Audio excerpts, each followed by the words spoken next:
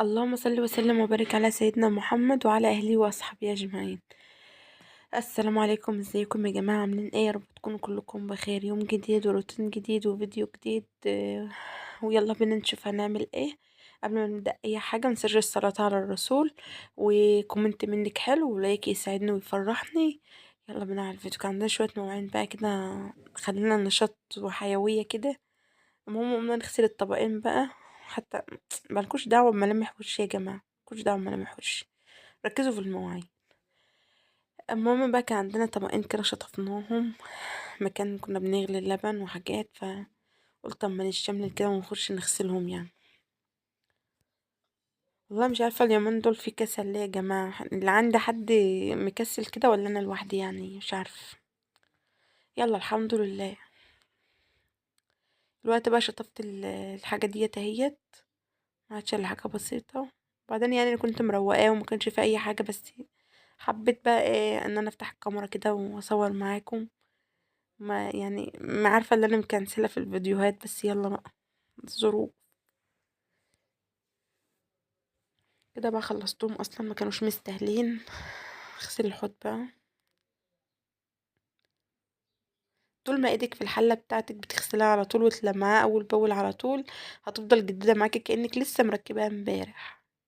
الازازة ديت فيها خل على عصير ليمونتين على حبة فيبة ورجعهم في بعض وحطهم كده بلمع بيهم. خلاص خلصت بقى، جبت الفوطة طبق المية الزيادة اللي وقعت مني كده.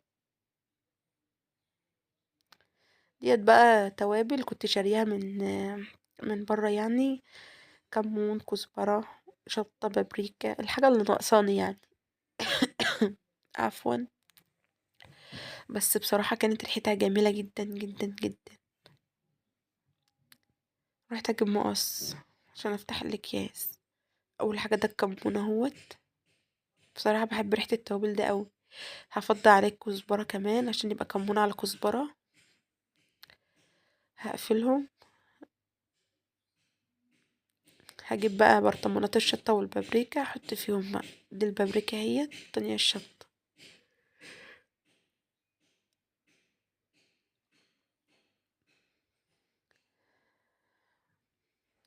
بقى فضيت دمت.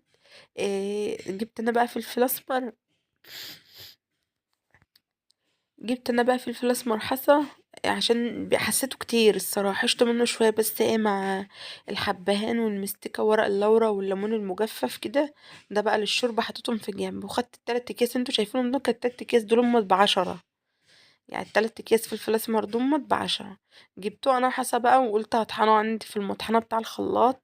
فطلع لي كميه حلوه جدا، يعني لو بجيبها من العطاره او من مقلة او من اي حته بتاعه توابل، اظن انا مش هاخد الحبه دولت ب10 جنيه.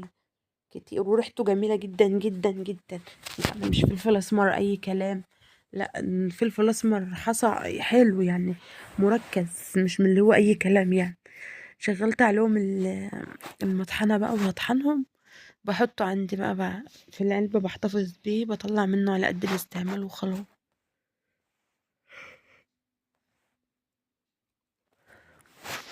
ما شاء الله، شوف الكمية في الكبة قد ايه. من 3 اكياس ب10. قلت والله المرة الجاية الواحد يجيب كمان 3 اكياس وابقى اطحنهم، يعني حلو، موفر يعني. اه. وساعة ما جيت افضيه كده قمت رايحة عطسة، الحرقان بتاعه يعني البخار بتاعه جه في مناخيري، خلاني عطست. عندي كيس تاني بقى كان فيه ايه كزبرة وفلفل اسمر حسا وورق لورا صغير وفصين حبهان، حطيتهم بردك في المطحنة. يعتبر زي ال7 بهارات كده.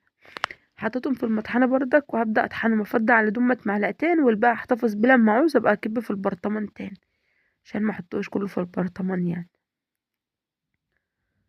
الحبة دمت اللي في البتاع دم كنت جايبهم مشكلين على بعض، كانوا ب10 جنيه. كزبرة وكمون وفلفل اسمر وحبتين ورق لورا وفصين حبهان، زي ال7 بهارات كده. كده خلصتهم همت. هفضي بقى في قلب البرطمان ده معلقتين، وهعمل الباقي بقى احتفظ بيه لما عاوز ابقى اكمل البرطمان تاني.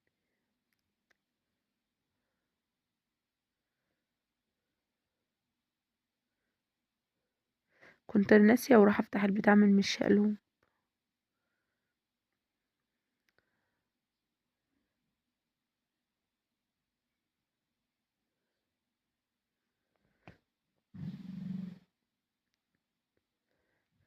انا خلاص بقى فضيت، هبدأ اعين التوابل بقى.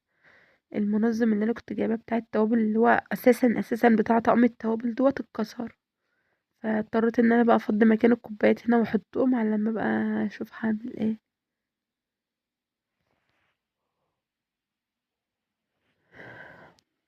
زي ما انتوا شايفين كده اهوت. الملح ديت برضو، الملح ديت حاطه فيها شويه قرفه ناعمين. وفتحت بقى افضي الناحيتين برضك احط بقيه الحاجه دي. بس كده، بس كده، بس كده، بس كده. النسكافيه بتاعي طبعا، حبيبي ده. بلاش نفضي الحاجات دي كلها بقى. تعالوا نشوف جبنا ايه للتلاجة، عشان التلاجة كانت فاضية بتنش، والله العظيم يا جماعة كانت بتنش. وإلا ابني يا ماما هاتي كذا، يا ماما هاتي كذا، يا ماما عايز سندوتشات، يا ماما يا ماما يا ماما. حاضر يا حبيبي، بكرة يا حبيبي. ماشي يا بابا، بكرة يا بابا. النهاردة بقى ما زعلتوش. ده كده ب10 جنيه مخلل مشكل، بصل وليمون وخيار وفلفل وشطة كده يعني. ودي علبة حلاوة ولانشون وجبنة رومي. ودي جبنة عبورلاند. الكيسان اللي باينين دولت اوريو. ودي مربى. ده الكيس التاني بقى.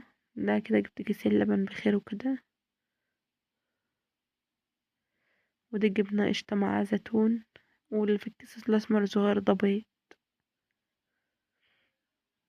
جبنا بقى علب التلاجة عشان نبدأ نفضي الحاجة ديت بقى. علب التلاجة دي طبعا أنا غسلاها ومنشفاها. فضيت المخلل وكنت أنا قايلة للراجل أنا عايزة شوية بتاع شرش عشان أحط في المخلل عشان ما يبقاش ايه ناشف أو انشاف مني أو كده. حطيت الشرش وغطاه اهوت.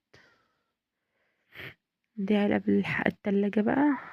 احط في كل علبة حاجتها بقى. جبنة الرومي ده، جبنة رومي قديمة على جديدة. ودي لانشون.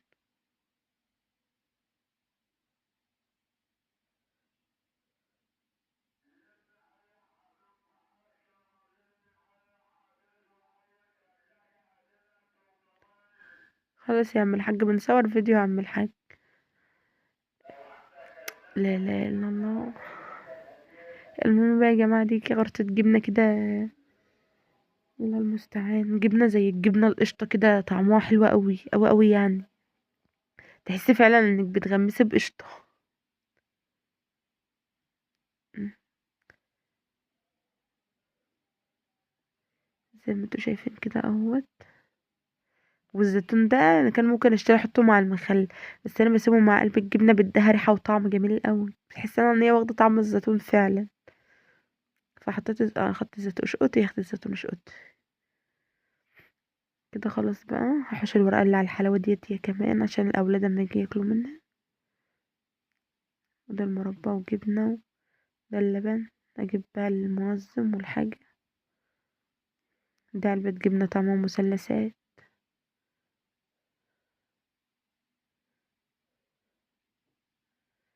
اه اوريو.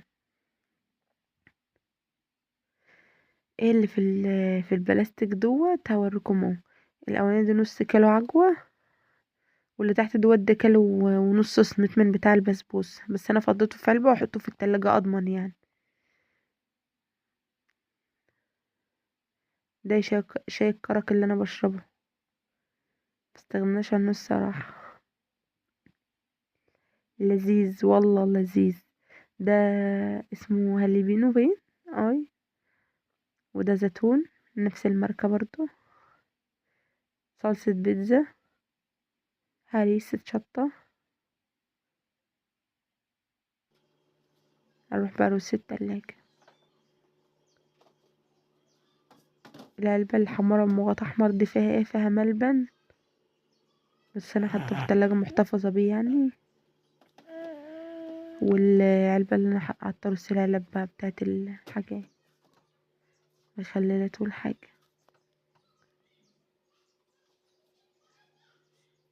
هنا بقى جيت امد ايدي مش عارفة اعدي من الستاند، فقلت هطفي الستاند عم اخلص بقى. هنا بقى حطيت اهوت حط على علبة بتاع العجوة.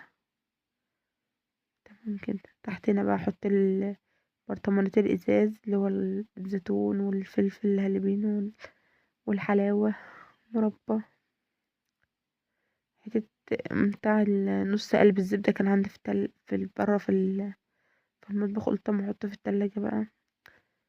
ده العسل والطحينة والحاجة حطيتها بقى بالتلاجة اهيت. ده كده صوص شوكولاتة وجنبه هوت صوص وحاجات من ديت.